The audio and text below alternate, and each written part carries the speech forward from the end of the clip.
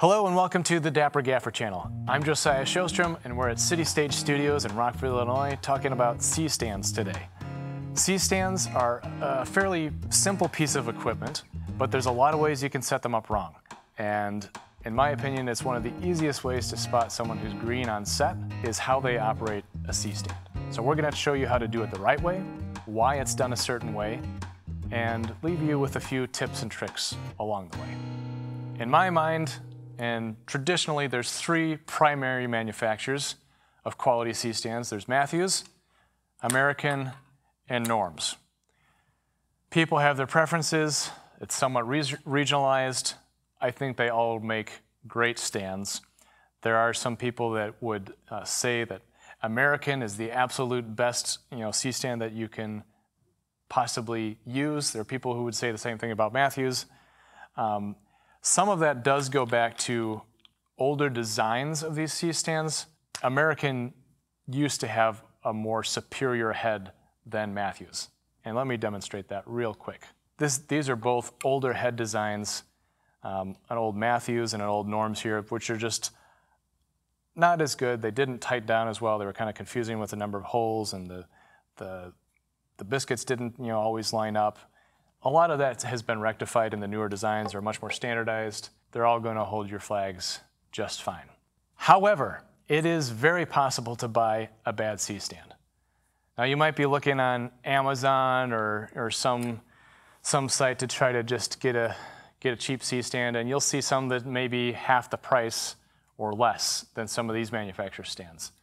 And you're like, well, why don't I just go with one of those? They look pretty much the same, right? Well, I, for one, would say you're going to regret that decision. Now, there's varying degrees of how bad they're going to get, but I'm not going to call out this brand specifically. But this is a cheap C-stand that you would get online. It has what seems like maybe some nice features, like this spring-loaded. Just listen to how cheap that sounds. It's got spring-loaded shafts, very cheap casings. I've seen these things just completely crack, falling over. They're overly built from a weight standpoint without being any additionally strong, and in fact weaker. The heads are badly designed with teeth that don't give you the ability to lock in infinite degrees of positions like these other designs do. I would just highly recommend that if you're going to invest in some C-stands, just stay away from something like that. It's not my C-stand, otherwise I would have just let it drop. And then there's a couple that I would say, this is a little subjective, but are a little bit more middle of the road, or they're not bad, but they're not my favorite. This is an impact stand here. This is, as you can see, just a little taller design. The 40-inch C-stand is standard. This is a little taller. I think they probably do make a 40-inch version as well. But this is an impact stand. The heads are pretty decent on these. I don't like the base design. It's pretty heavy. It's just a lot more heavy than one of these stands. This locking mechanism it's nice and quick, but it adds a lot of weight without really being any stronger. Another manufacturer that designs stands very similar to this is Avenger. And I don't think anyone's gonna frown on you for showing up with these, but I would recommend with going one of these main manufacturers' C-stands. And now I want to talk about my personal favorite manufacturer of C-stands, which is Matthews Studio Equipment. So each manufacturer is going to have a range of different styles of C-stands in their catalog. And while these all look pretty similar, except for maybe the shorty here, the main thing that makes them different is the base. So starting with this guy here, I'd say this is probably the most common C-stand that you see on set today. It's called a sliding leg because the leg slides, how relevant, or Rocky Mountain leg C-stand. You just loosen that bolt, swings around, tighten it up for transport. And the advantage of this type of stand say that you're on uneven terrain or you're on steps or just something is in the way of where you need to set this third leg. You can keep your stand nice and straight like that, lock it off. It's just as sturdy as if that leg were on the ground. So that's a Rocky Mountain leg or sliding leg stand. The next primary type of C-stand is the spring-loaded base. Now these used to be a little more popular than they are now, and I know some people still have a strong preference for these, like Luke Searveld out in the San Francisco Bay Area. I also have a bit of a preference to these. I think they're fast and they're just simple, convenient to use, especially indoors and in studio environments. I think they're just really quick to deploy and less fiddly. You just collapse them like that, open them up like this. It's just really fast and simple to operate. However, the downside is you don't get that sliding leg, so using them outside is kind of a pain. You have to either shim them or put apple boxes under the leg on uneven ground. So a stand that I think is nice and simple, easy to operate in a studio environment, really is better to stay in a studio like we're at today than to bring on location. Now this stand here also has a spring-loaded base, as you can see, but the differentiating feature is the fact that the base detaches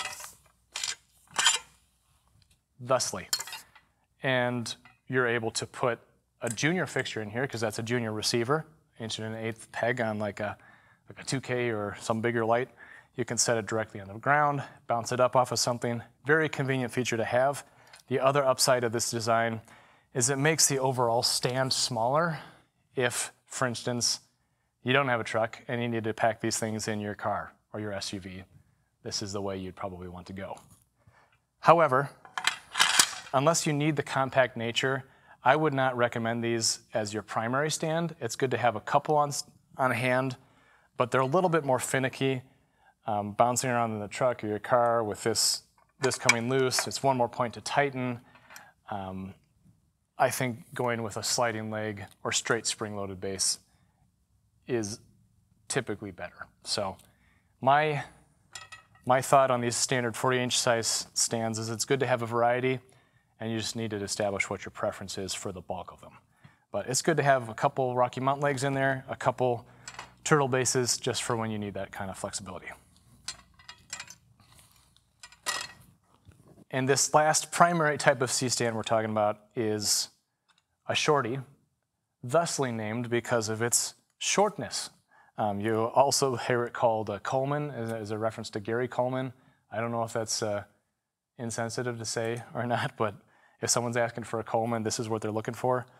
And it's exactly the same as one of the larger C-stands. It just has a shorter shaft on it, and obviously each one of these risers is going to be shorter, as well as the arm.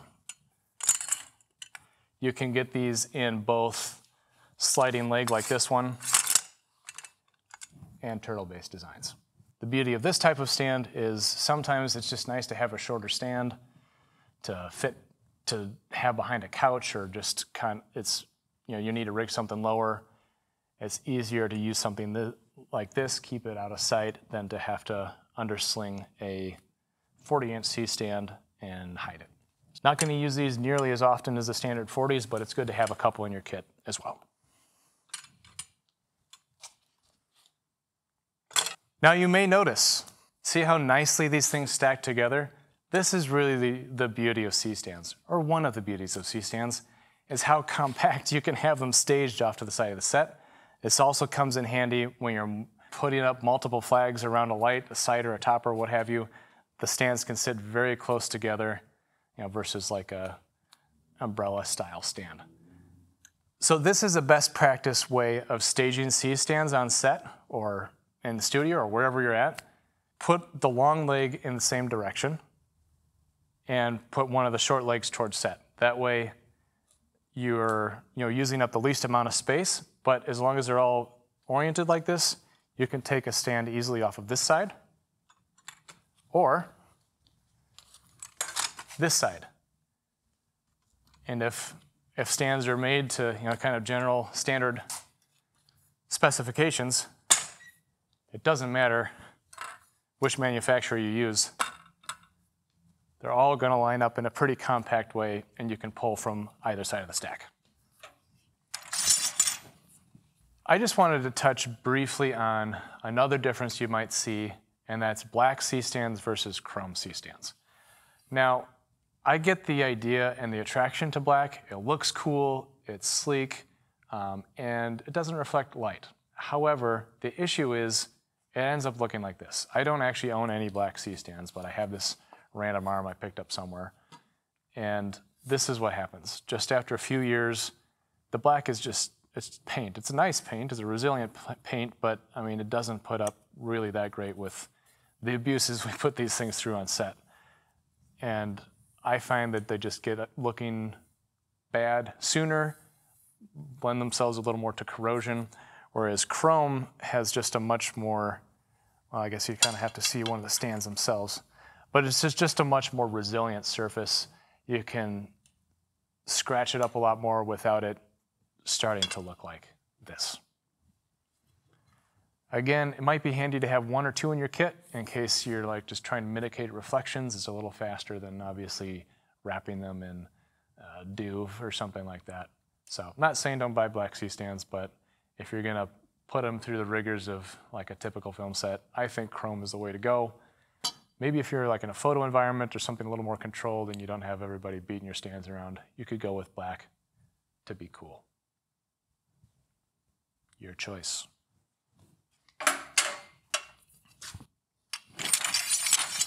All right, now we're going to talk about how to actually properly use a C-stand. This Rocky Mountain leg here for our demonstration, and I'm going to roll in some flags. Now, contrary to popular belief, this is not a light stand. There's a lot of confusion out there about that. Yes, you can use them for lights, but that's not their primary purpose. These were not developed to be light stands. They were always meant to primarily hold modifiers, and we've adapted them for other uses.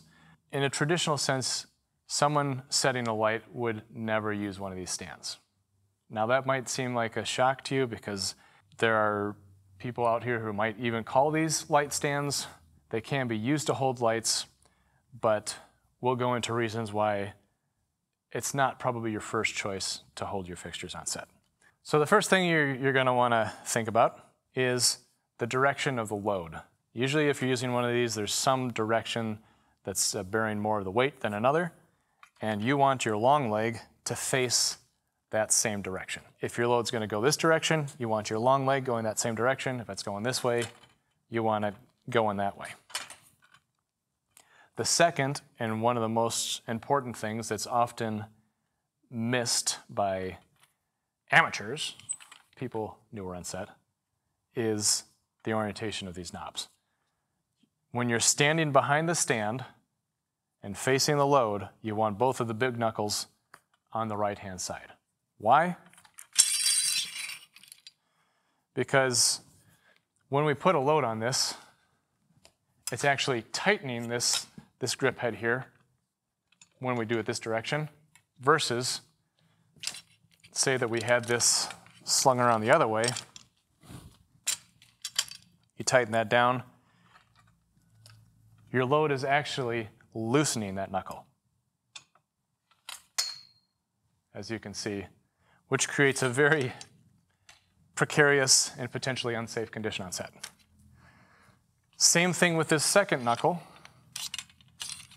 Say we're putting it out like this for some reason, and whatever, we're going to put a flag off of this for maybe a bottomer. This is a pretty small flag, an 18 by 24, but it's still, the principle is the weight is going off this direction, so the weight of your flag, whatever you're hanging off of here, is tightening that knob instead of having a propensity to loosen it. This one happens to be a little floppy, which is kind of fun. Now, after you're set and in position, you're going to want to grab a sandbag. This is a shot bag, so it's actually way heavier than it looks. This is 25 pounds in that small package. Always put that on your long leg. Yes, the same leg that's going in the same direction as your load. Why? Because it's also the highest leg. With this completely off the ground, it's adding the maximum amount of weight to the stand itself and making it more stable. If you were to put it on this leg, for instance, most of the weight of this bag, and especially some with different designs that might be bigger, most of the weight of it is actually on the ground, not on the stand itself. So it has a fair bit of play to move yet. This, you've got the whole bag off the ground, transferring the maximum amount of weight to hold your stand down to the ground. This leg would be your second best option, or if you're doing one more bag, probably put one on here and then one on this back leg, this back higher leg as well.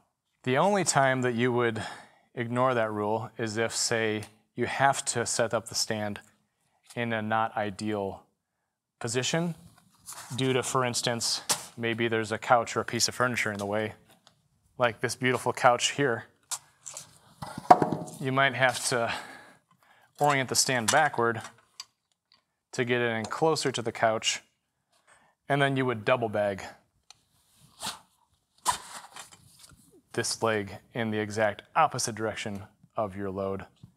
Just put a second bag on there, and that's the sturdiest way to hold this stand in that orientation. But you're just going to be mindful that you're not putting a ton of weight out of that direction, because this is a lot less stable than having the load going the same direction. I'll twist it up here.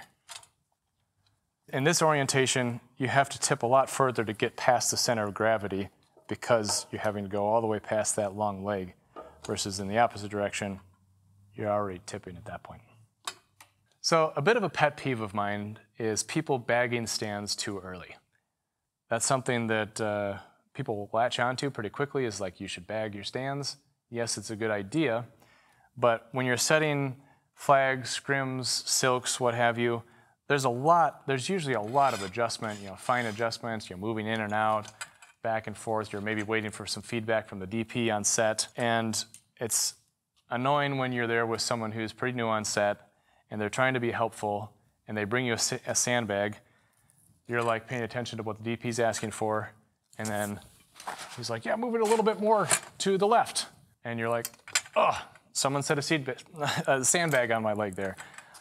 Just make sure before you bag the stand that it's locked off where it's going to leave. The other time is if you're going to walk away from the stand, that would be a good time to bag it. But wait until you know it's set where it needs to be before you bag the stand. And one more quick tip for you. Instead of always reaching down to pick off sandbags off of your stands, just kick it off with your foot like this and save yourself a little back pain down the road. Now we're going to talk about configuring your stand in the way that makes the most sense. Say that you need to, I'm just going to swap to a different thing here for fun. Let's go with a silk. Let's say that you need to put a silk in this position in space, okay? There's a number of different ways that you could orient this stand and achieve that result. Even if we set our knuckles and everything in the right direction, that's about where we want it, right? That looks pretty good. It's a nice skinny setup that doesn't take up too much room on set. But what if the DP's like, actually, I need that silk a little bit lower? Well, we can't really do that by just lowering one of these risers, because we're at our lowest point possible. And this is where underslinging comes into play.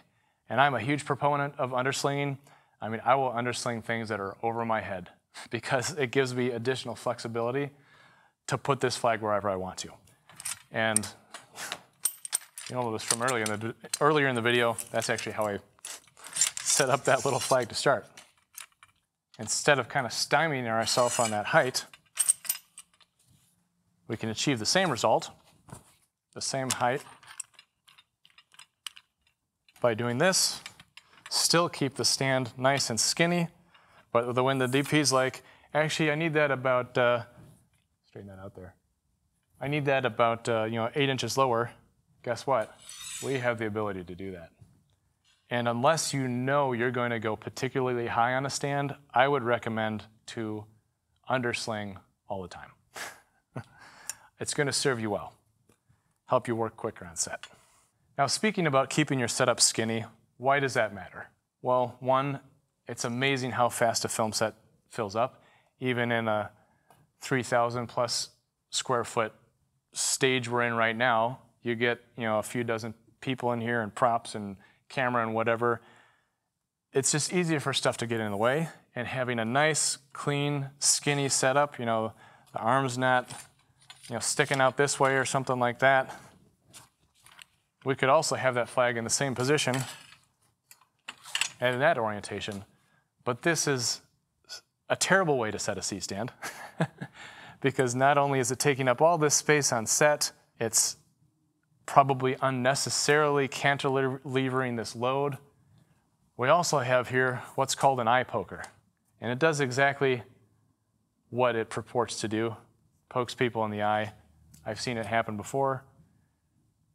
Not a great idea to orient it like this. If you happen to be in a situation where there's really no other way to set the stand, maybe there's something you need to arm over and what have you, and this is sticking out, you put a tennis ball on it. But I would say that 90+% of the time, there's no reason to ever set a stand with an arm like that. What if you need to arm out over something? Well, to do this, let me show you a little trick here. So imagine that this silk is in the same spot. What can we do to arm this out yet not have this sticking out the back? Well, we go back to underslinging. We go like this, tilt that up, run this stand up. That's still in the same position, largely, but we don't have the eye poker, and it's taking up a lot of less space on set. The other thing you could do would be to grab a shorter C-stand arm, and do it that way, but there's usually a bit of a limited number of these on set, and just reorienting, configuring your stand a little bit differently will often solve the problem. Okay.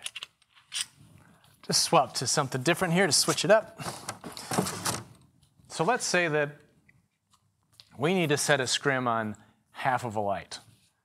We're scrimming half of a Fresnel or something like that. We're going to be maybe up in this vicinity. Another thing about underslinging is you can rig things at a workable height and then go up or down. Say that you want to put something down there, you can slide it in here up at working height, and then you can drop it into place, or vice versa, you can put it here and then just go higher. But let's say that we got to cut half a light for some reason. Not an uncommon thing to have to do. We've got this about as skinny as we can be for our setup. We're happy with it. Now, the argument could be made that, does it really matter which side of the stand this knuckle is on? As a demonstration, does it really matter that the knuckle's on the left side of this stand in this orientation? No, it really doesn't, because your load is straight up and down. It's not favoring one direction over the other. Technically, it really doesn't matter which side of the stand this knuckle is on. However, I would say it's still an amateur move to do that because it makes you look like you don't know what you're doing. Always put the knuckles on the right as a best practice scenario. And as you get into that habit, you're never going to run into situations where you happen to have it on the wrong side. Let's talk about a very common use case scenario on set, which is setting floppies. Kiko's going to bring one in, what we have off to the side there. Usually this is a two-man operation. So it's always almost always a good idea to set a floppy in an underslung position because it gives you the ability to go lower or higher as needed. So we're going to have both of our knuckles on the right-hand side there. Loosen it up, and then orient this knuckle. Hopefully you can see that there. with the small hole in here on that side of the knuckle for Kiko to be able to set that flag in there. He's going to usually have it fairly straight up and down to start at least. Tighten that off. And one thing that you're paying attention to when you're setting this is that the flop is on this side of the stand. Another newbie mistake is to, if you're assisting in setting one of these up, is to have the flop on the other side, and that doesn't work very well because it obviously can't flop in that position. Now we have the flexibility to raise this to the DP's liking. We can go all the way down to the floor with that black if we need to. And this knuckle's at a nice height to be able to adjust if we want to be able to tilt it some or make almost like a tent with it. We can do that. Run it up higher. Beautiful. One little tip while we're on it with setting these. Notice how that's kind of angled down like that. Whenever you're setting heavier flags, you're always going to want to tilt it up a little higher than where you actually want it to rest because it's going to sag on you when the weight's on it. Something like that. Get in a position. As long as you're on the stand, there's no reason for someone to be bagging it. If you're bringing someone the sandbag, instead of setting it right on the leg while they're still messing around, if you maybe have to go and do something else because you're getting called away, you're coming in to assist with this bag, just set it on the ground by the leg there. They'll be appreciative that you brought them a sandbag and they can put it on themselves when they know it's locked into position. Floppies, super useful tools on set because they can block or bounce a lot of area of light very quickly. Let's say that we're done with this stand. It's in whatever position it happens to have been in that we were just using it in, and we either have to set it off to the side of the set in a staging area or put it back on a C-stand cart. There is a single correct way to collapse this stand. What you're going to want to do is put all the small tie-offs on one side of the stand, flip this head over, and while this might feel like a logical position to put that head in, you're actually going to want to turn this around this direction. This is the only time that this knuckle is going to be on the left side instead of the right. Why? Because it actually makes the profile of this stand thinner. As you can see, when you're working with 10, 20, 30 C-stands, that, 1.5, 2 inches difference multiplies and just ends up taking a lot more space. So you're going to want to turn that head around there. And that's the most compact way to stage a C-stand. Say we need to collapse this further, so we're not going to set it over here for staging. We're actually going to collapse this stand to put back on a cart or hang on a rack on a wall or something like that. A tendency for people that are greener on set is to grab a stand and, I don't know, there's a bunch of different ways I've seen this done, but they'll maybe hold it out like this and they're kind of messing around with it, and the best thing to do is just to think skinny. Just like when we're setting up our stands to be as skinny as possible when we're in our locked off position, think skinny when you're doing this too. You can loosen this and just kind of keep it all upright and kind of push it against your leg like that. When you're working with a spring-loaded stand, for instance, I think the best way to collapse them, and this is why they're super easy and fast, is to pick it up, put that long leg against your right side. Super easy. That doesn't get in anybody's way. These knuckles aren't lined up. We can hang that on the cart. There's some preferences on how people do that. You can hang it off of just that bottom bolt there, or you can rest it on the bottom and have this arm of the cart go between the shaft and the arm. There's different reasons to do it both ways. At the moment, we have them hanging off the side. So if you're working with a Rocky Mountain leg stand, you can do it kind of like the spring-loaded base. It's just a little bit more finicky and maybe not quite as easy to do like that. Usually what you're going to do is put one end over your shoulder so you're not like sticking out, tripping somebody going by or something like that, put one end over your shoulders so you're still nice and skinny like this. Loosen that up, and you can kind of a little more easily collapse that together and pop it on the cart. One more thing to mention, say you've just folded up a C-stand and you're handing it off to somebody else to carry away back to the truck or something. You're gonna wanna hold it like this.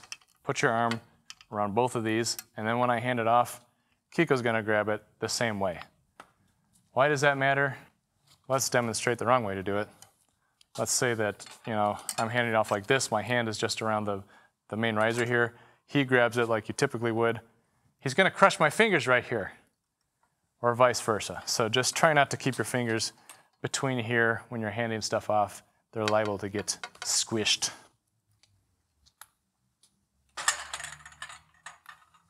So professional. Do you see how he hung that on there? Just, man, give that guy a raise. So we said earlier in the video that C-stands are not light stands, and that's true. In fact, if you look at the history of both types of stands, traditionally, a lighting technician would never touch a C-stand because it was a grip department item. And kind of conversely, the grips would never touch lighting stands because they were an electric department item. Now, I'm here in the Midwest as an owner-op gaffer, Chicago area, and we run a lot more swing crews out here where we don't have such hard divided lines between grip and lighting as is more common to see on the coasts or on the real big shows here in the Midwest. So we use both all the time, and C-stands are my most used probably item on set. However, that being the case, there are times where you would set a light on a C-stand. Why would you do that? Well, mostly it's a convenience thing. Maybe there happens to be some C-stands nearby, you're trying to save a trip back to the truck or whatever, time is everything on set. Yes, you could put a light on this stand even though that's not what it's really intended for. But I did want to show you quickly what should be the default stand that you grab to put a light on. This is a Beefy Baby stand. This one happens to be made by American. Now they're called Beefy Babies because they're, baby is the size of the pin, or baby fixtures, and they're just beefier than like the lightweight baby stands that you would find like maybe holding up a flash or something in the photo studio. So that's a Beefy Baby. If you're gonna grab a light, this is the stand that you should grab. They collapse smaller than C-stands do, as you can see. You can put them in a little smaller space if you need to by not unopening it all the way. But the beauty of these stands is their wide, sturdy footprint and the fact that these legs come up higher on the stand gives you more rigidity and strength in this center column when you're working with lights that are typically a bit heavier than their flags and silks counterparts. So we'll talk about Beefy Babies and combo stands and rollers and high rollers and mambos and all that stuff in subsequent videos. Maybe an overview video of all of them would be a good idea. For now, let's put this stand off to the side. Let's say that you do find yourself in a situation where you're just gonna mount a light on a stand. A couple different ways you can do that. You could take the arm off, just kind of treat it a little bit more like a traditional baby stand and pop the light right on there. That's the way you could do it. The downside is, what do you do with this? And the reality is it often just gets like thrown there or something, gets kicked around. You lose it from the stand. It's not the best situation. So what you can do is just flip this over. And this is actually a 5/8 inch baby pin size as well, so you can put the light right on there. So in this situation, we're just using this stand as a straight up substitute for a Beefy Baby, straight up and down. We haven't orphaned our C-stand by removing its arm. Amputation is never a pleasant thing. Don't do it to a C-stand. Nobody's laughing. That was such a terrible. I got a smile out of Victor. That's what I was going for. Just put that right on top there. simple enough. Another situation where you would use a C-stand with a light is if you just need a little bit of a boom, but you don't have the time to get like a proper boom, like a baby or junior boom or something that you might mount off of a combo or a C boom or something like that. This is a quick way to get a light a little bit boomed out over something, as long as it's a small fixture. And like we discussed already, you can invert the arm and mount it right on the arm itself. Obviously trail your cord back this way. I do not recommend doing this. I don't know, this is like a common thing that people seem to think is a good idea. It just slows you down. It's really not necessary. Just loop it over the top like that, and you're gonna frustrate people less. Again, we're putting the load toward the long leg there, and then we have the ability to rotate this direction. Some lights, maybe like a dado or something, a lot of these baby receivers can actually be oriented this way as well. Sometimes that might be a good idea for you, but you don't have as much flexibility to rotate the light. You kind of have to rotate the whole arm in that scenario. Another option, a baby pin in this head. So this is just kind of a long baby pin. I can stick that in there. Now, the upside of this is it does give us some more maneuverability of how we position the light. We can undersling it while still maintaining